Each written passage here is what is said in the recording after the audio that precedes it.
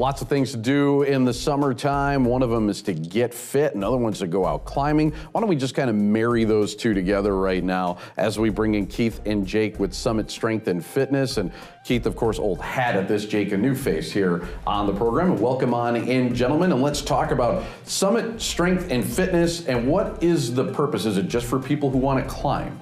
No, so the reason we created the space is to provide a facility where you can come in and practice a skill and learn how to climb or learn how to climb better. So it's more of a school of teaching. You're not just in there screwing around on your own. Yeah, and speaking of the school, Jake, you're one of the instructors and you teach the climbing movement class. Now, I'm thinking to do this, everyone's got to have like incredible upper body strength, right? No, not necessarily. In fact, like when I first started climbing, I couldn't do a single pull-up.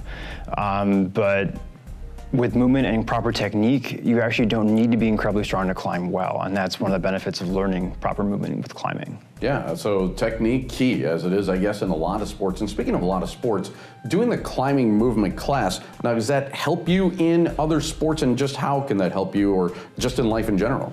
Well, by learning proper movement and technique with climbing, you learn a lot about body awareness, which can be applied to virtually any activity in life, from things like going for a run to even like simple things like walking upstairs. It's also a mentally challenging sport, since you need to push yourself physically while still maintaining that mental composure.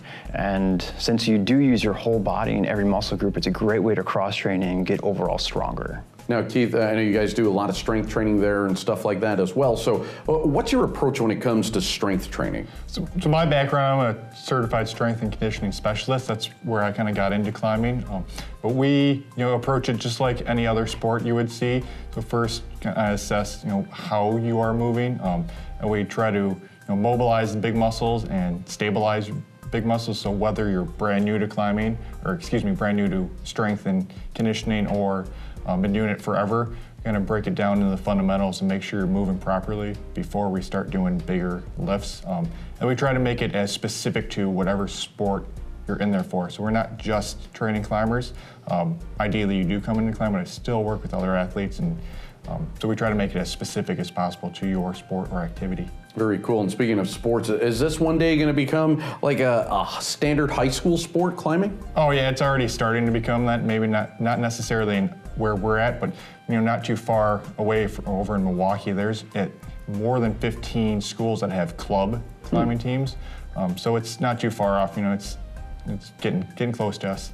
Very neat. I know you guys work with a lot of people different ages. If we go into the youth movement, we'll have to hit on that next time, though. We're out of time. Yep. This time, Keith and Jake, thanks for joining us here on the Sports News. Thank you. Thanks.